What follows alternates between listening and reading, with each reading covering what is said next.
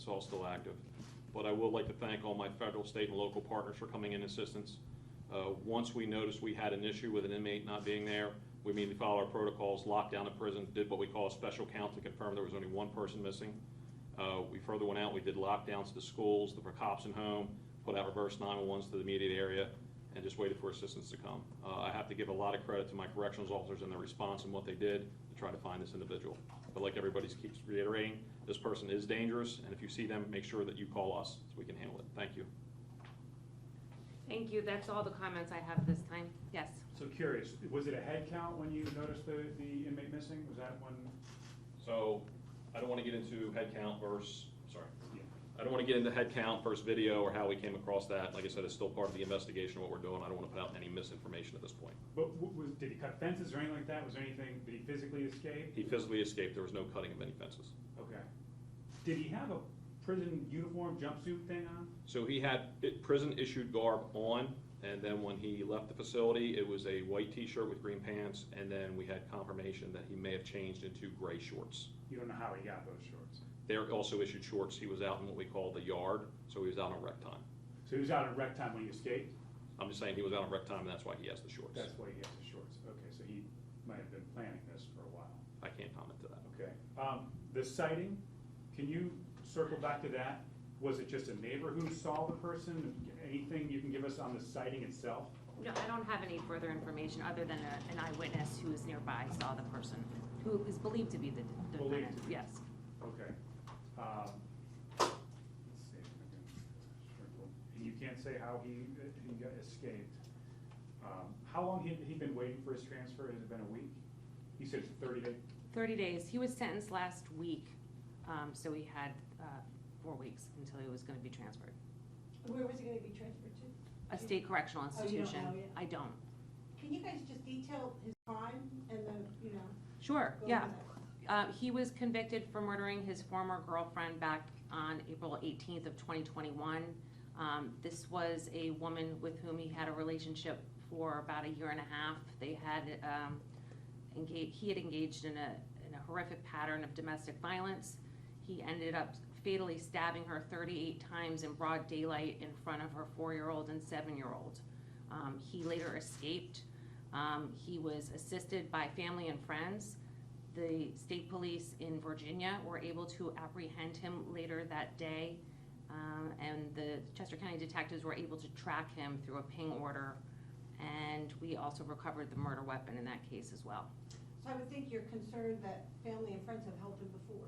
That is absolutely a concern, and we've already mentioned that if there are any family or friends who are actively engaging in assisting him at this time, they will also be prosecuted. And we're expecting them to cooperate with law enforcement. Law enforcement has been in touch with them. Can you touch on the gravity of this situation? I mean, we're talking about a man with nothing to lose, who's demonstrated he will kill even in front of children. Yes. May have done it twice. His depravity knows no bounds. I mean, this is someone who has nothing to lose, as you indicated, so I don't know what he's capable of doing. If he's already engaged in a murder in broad daylight in front of her 2 children, there's no stopping him from doing anything more egregious. I just got an alert from Phoenixville Public Schools. They're putting everyone on a restricted movement because of concerns.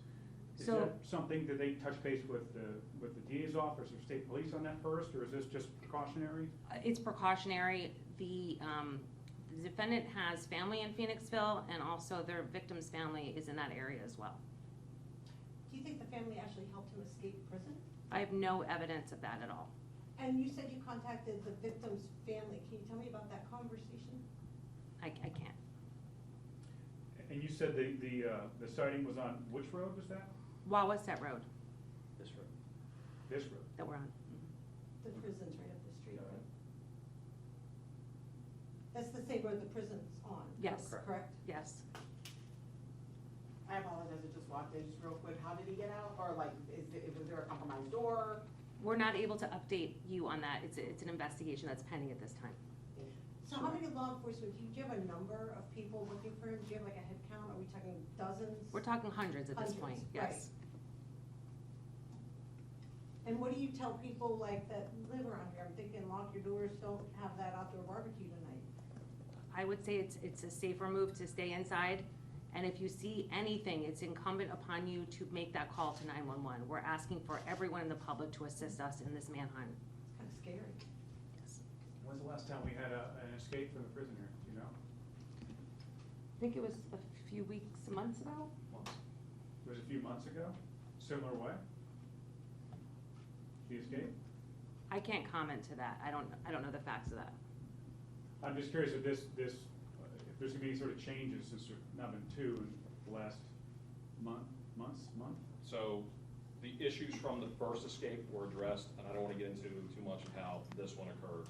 So if there's any deficiencies, we determine either through infrastructure improvements.